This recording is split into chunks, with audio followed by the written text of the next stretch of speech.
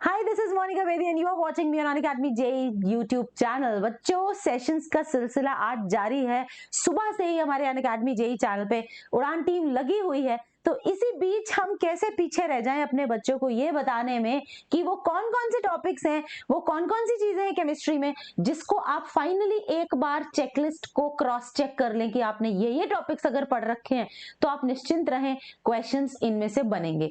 कैसे पता लगे ये टॉपिक्स? ऑफ कोर्स एनालिसिस के थ्रू। ऑफ कोर्स पिछले जो भी पेपर्स आ रहे हैं उनका पैटर्न देखते हुए जो मुझे लगता है कि यार ये वो टॉपिक्स हैं जो हमारे बच्चे अगर पढ़ लें तो एकदम केमिस्ट्री तो ग्रिप में है उनकी, तो वो बताना तो बनता है। तो checklist for JEE Mains 2023 upcoming जो भी शिफ्ट्स आने वाली हैं, अभी काफी शिफ्ट्स रिमेनिंग है, उन बच्चों के लिए मैंने ये वीडियो बनाया है। अब स्टार्ट करते हैं इस वीडियो को, जिसमें देखो सबसे पहले आप परसेंटेज कॉम्पोजिशन लिमिटिंग रिएजेंट, ये आपका मोल कॉन्सेप्ट का टॉपिक है। लिमिटिंग रिएजेंट एक वैल्यूएबल टॉपिक है जिसमें से क्वेश्चन बन सकता है।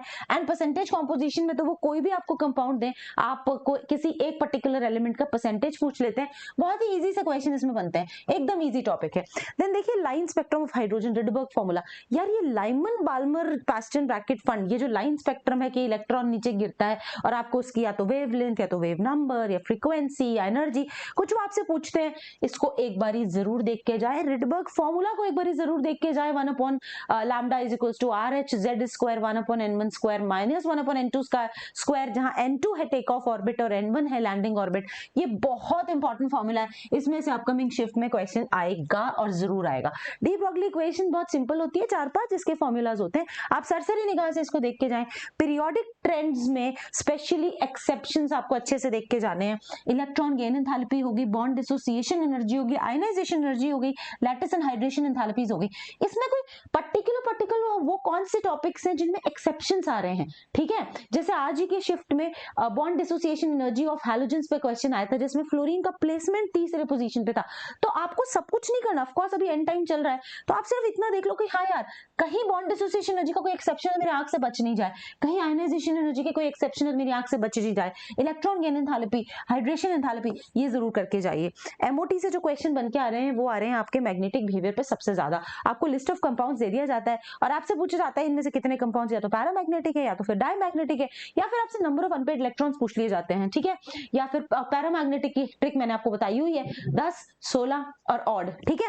तो ये वाले क्वेश्चंस आप देख के जाना। VSCPR आपको देखनी है, ज्योमेट्री प्रिडिक्ट करते हैं VSCPR थ्योरी से, यहाँ एंगल्स बेस्ड क्वेश्चन जो है वो आने की संभावना है। तो केमिकल बॉन्डिंग चैप्टर में अगर आपने ये दो चीजें कर रखी है तो वेरी हाई प्रोबेबिलिटी है कि आप एंड टाइम पे जो सवाल है वो आपका हिट कर लेंगे। अगला देखो गैस लॉज के ग्राफ पे क्वेश्चन बनता है, ठीक है। बोयल्स लॉ हो गया, चार्ल्स लॉ हो गया, ल्यूसिक्स लॉ हो गया, गैस लॉज के ग्राफ पे क्वेश्चन बनता है। तो जितने भी ग्राफ हैं आपके, पीवी के ग्राफ हो गए, वीटी के ग्राफ हो गए, कौन सा ग्राफ कांस्टेंट है, एक बार सरसरी निगाह से ये ग्राफ आपको देख के जाने हैं।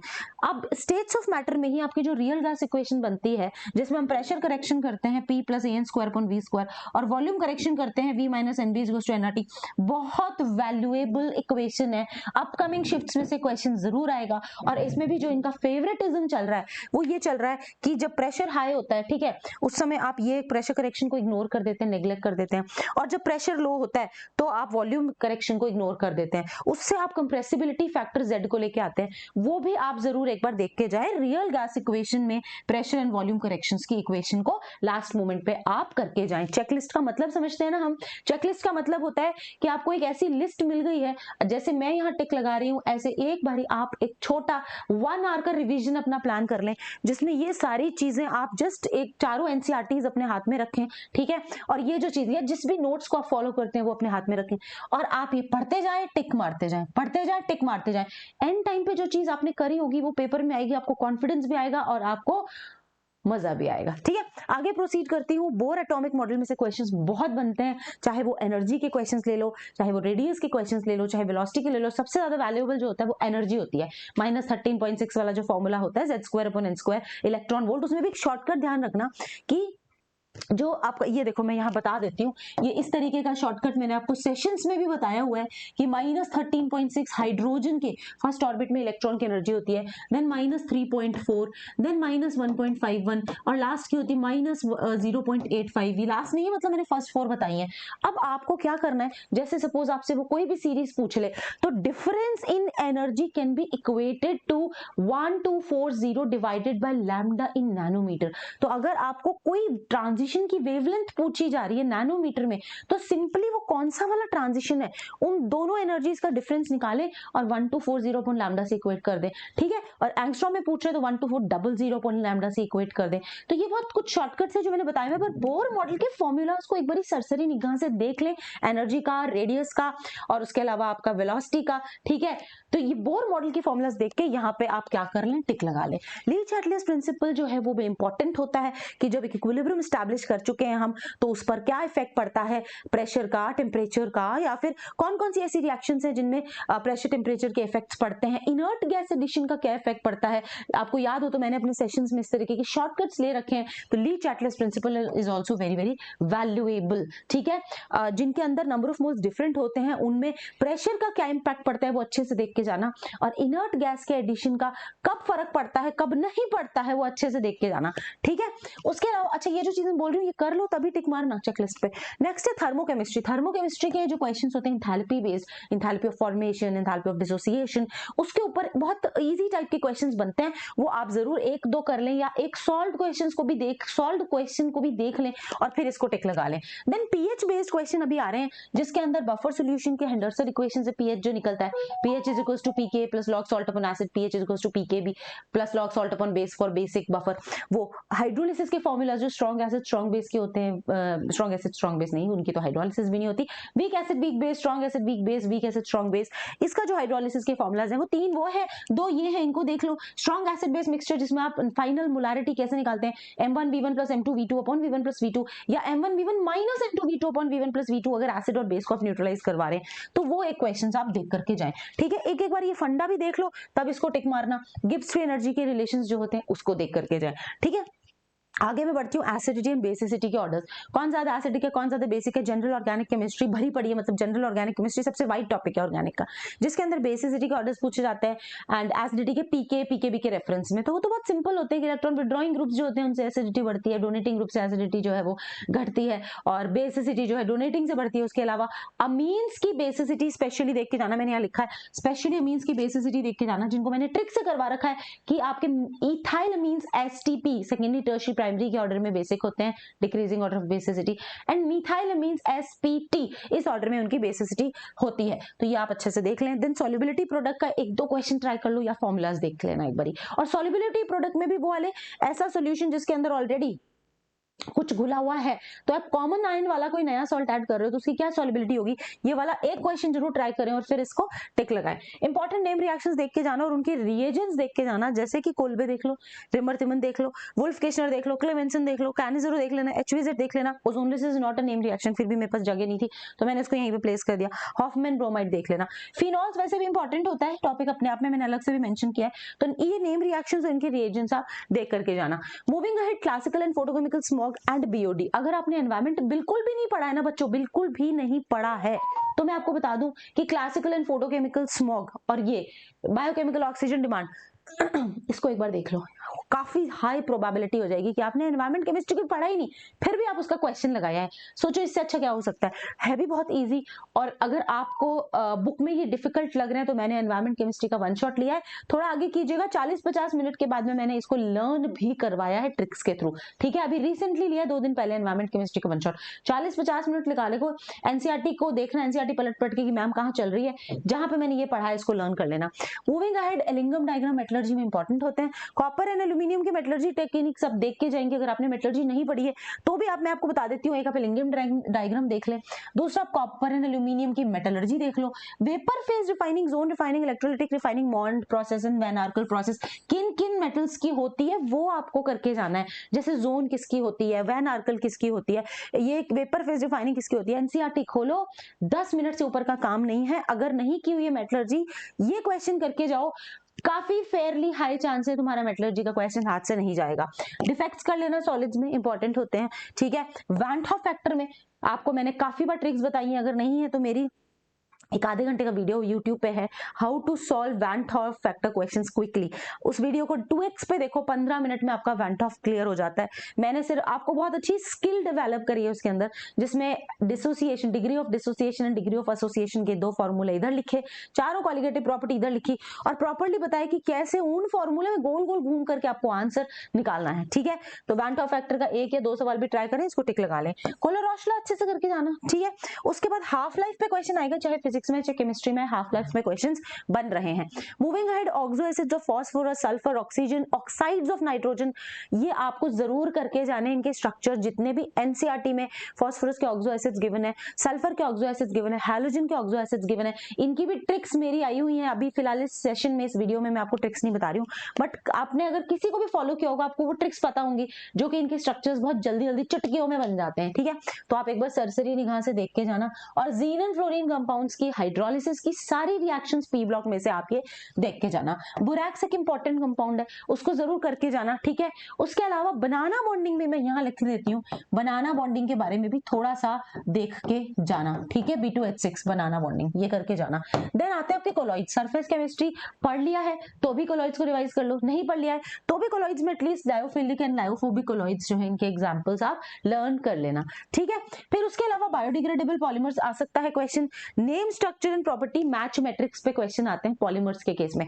तो पॉलीमर्स कुछ 15-17 पॉलीमर्स हैं, उनमें आपको जनरल भी अगर आप कर लेंगे ना, जैसे आपने सपोज पॉलीमर्स चैप्टर बिल्कुल नहीं पढ़ा तो भी एनसीईआरटी में एक टेबल बनी हुई है, तो उसमें कुछ कुछ यूजेस मोनोमर दे रखे हैं।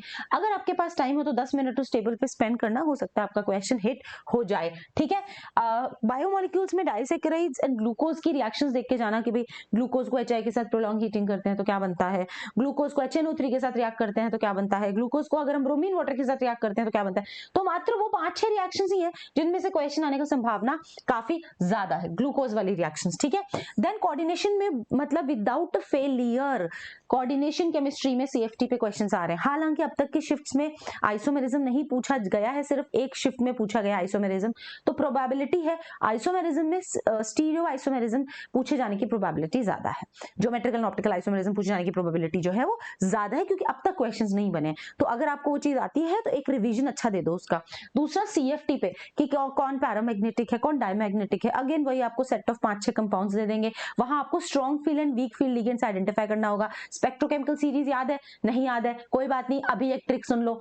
बेसिकली क्या होता है, जो लेस इलेक्ट्रोनेगेटिव एटम्स होते हैं, जैसे कार्बन हो गया, लेस इलेक्ट्रोनेगेटिव एलिमेंट हो गया, कार्बन हो गया, नाइट्रोजन हो गए, इनके तो लिगेंड होते हैं स्ट्रॉन्ग, ठीक है। और जो मोर इलेक्ट्रोनेगेटिव जो ऑर्गेनिक में बाप बने फिर रहे थे, फ्लोरीन हो गया, ऑक्सीजन हो गया, first most electronegative, second most, उनकी हैसियत ही नहीं बचती है कोऑर्डिनेशन केमिस्ट्री में, उनके लिगेंड्स होते हैं वीक।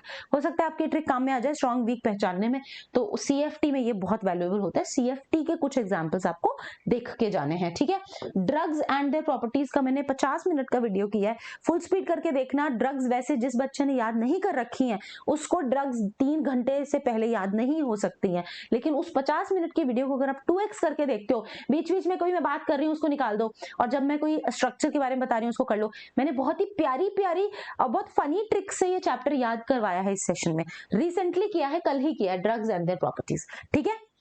तो आपको क्या करना है, सिर्फ वो वीडियो खोलना है, Monica ma'am drugs and their property structures, वहां मैंने कुछ बड़ी खतरनाक ट्रिक्स बनाई है और खुद बैठ के बनाई है, पूरे कहीं पे भी वो ट्रिक्स आपको नहीं मिलेंगी। जैसे एक ट्रिक मैंने बनाई थी कि सालों निकल गए, प्रो ना हो पाए, तो सालों निकल गए से साल्वर्सन, प्रो ना हो पाए प्रोंटोसिल, ठीक है, प्रो ना हो पाए, हम सल्फा ड्रग्स और एजोडाइज याद करते करते हमें खुद पेनिसिलिन इटसेल्फ इज ड्रग का इंजेक्शन लग गया, ठीक है। एंड ये जो ट्रिक है, ये वाली जो ट्रिक है, ये ट्रिक से आप एंटी माइक्रोबियल्स को याद कर पाए हैं। तो एंटी माइक्रोबियल्स को याद करने की बहुत प्यारी सी ये ट्रिक थी कि हमें तो खुद पेनिसिलिन के इंजेक्शन लग रहे हैं और हम राम का नाम जप रहे हैं, राम मतलब क्लोराम फेनिकॉल, क्लोरम फेनिकॉल, ठीक है। तो अब आप सोचो कि अगर आपको ऐसी लाइन याद करा दी जाए कि साल्वर्सन का सालों निकल गए, तो ये कितनी जल्दी आपको एंटी माइक्रोबियल्स याद हो गए। ऐसी करके मैंने ट्रैंक्यूलाइजर करवाए आपको। ट्रैंक्यूलाइजर की भी मैंने बड़ी प्यारी ट्रिक बनाई कि जो साल भर वेला बैठा रहता है तो वेलियम, उसको लास्ट में ट्रैंक्विलाइजर की जरूरत पड़ती है, एंटी डिप्रेसेंट ड्रग्स की, ठीक है। क्यों? क्योंकि वो और उसने कुछ किया नहीं, बस वो फिजिक्स केमिस्ट्री मैथ्स इंग्लिश में ले ले। अब तो कितनी प्यारी टेक्निक है, इससे आपको फटाफट उसके एग्जांपल्स याद हो जाते हैं। तो ये आप मेरा वीडियो देख लो, मैं सजेस्ट कर रही हूँ आपको थोड़ा हाई स्पीड करके। आपका ड्रग्स अगर आपको नहीं आती है तो उस वीडियो से आप 15-20 मिनट में कॉन्फिडेंट हो जाओगे कि यार एक क्वेश्चन हमारा इसमें से पक्का होता है। फिनॉल्स बहुत वैल्यूएबल है, ठीक है। तो ये कुछ लिस्ट है जो कि मैंने आप लोगों के लिए बनाई है। और अब मैं क्या करती हूँ, आपको ये देखो, ये इसका आपको पीडीएफ भी मैं शेयर कर दूंगी। और उसके अलावा मैं आगे से हट जाती हूँ और आप इसका फोटो खींच लो इस चेकलिस्ट का, बहुत ज्यादा इंपॉर्टेंट है अपकमिंग शिफ्ट्स के लिए। ये देखो, मैं धीरे धीरे इसको चेंज कर रही हूँ, आप इसका स्क्रीनशॉट लेते जाओ, ठीक है। और अब मैं आगे प्रोसीड करती हूँ। यहाँ पे मैं आपको एक बताना चाहूंगी कि रिपब्लिक डे ऑफर एक्सटेंड हो चुका है, 23% ऑफ चल रहा है, ठीक है। तो reserve your seat now bye using code उड़ान।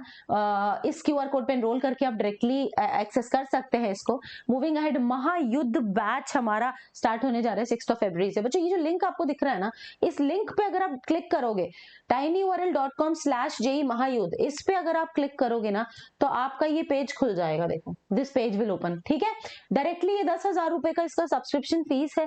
इसमें आपको वैसे ही 50% ऑफ मिल रहा है, तो 5,000 हो रहा है। और उसके अलावा उड़ान कोड अपने आप इसमें यूज है, इसको यूज करने पर 1,000 एक्स्ट्रा ऑफ मिल रहा है। तो बहुत ही ज्यादा नॉमिनल चार्जेस में, यहाँ देखो, यहाँ आप अपनी बैंक को सिलेक्ट करो और उसके थ्रू पे करो और इस प्यारे से बैच का, इस अमेजिंग से बैच का आप हिस्सा बन सकते हैं, ठीक है। मूविंग अहेड, 30% आपके IIT-JEE सब्सक्रिप्शन पे डिस्काउंट चल रहा है। If you take the subscription before January 31 by using code Udaan, you can plan your subscription. ये स्टैंडर्ड प्राइसिंग है हमारी प्लस एंड आइकॉनिक सब्सक्रिप्शंस की। एंड कोटा से आप नहीं पढ़ पा रहे तो घर से पढ़ सकते हैं कोटा के लाइव बैचेस में। एक्सेल बैच की ये डिटेल्स हैं, उड़ान कोड यूज करके आप इसको भी एनरोल कर सकते हैं। और उसके अलावा अपनी रैंक प्रेडिक्ट करनी है तो इस क्यूआर कोड को स्कैन करके कर सकते हैं। बच्चों, इस वीडियो को ज्यादा शेयर एंड लाइक तो करना ही है, ठीक है। टीचर के एफर्ट को लाइक करते हो तो टीचर को अच्छा लगता है, ठीक है। तो इस वीडियो को ज्यादा से ज्यादा शेयर करो। और मतलब हमारा तो काम ही यही होता है कि हम ज्यादा से ज्यादा बच्चों तक पहुंच सके और उनका हेल्प कर सकें, जैसे भी हो, ठीक है। तो चलो, tata bye bye, let's crack it and all the best for your upcoming JEE shifts.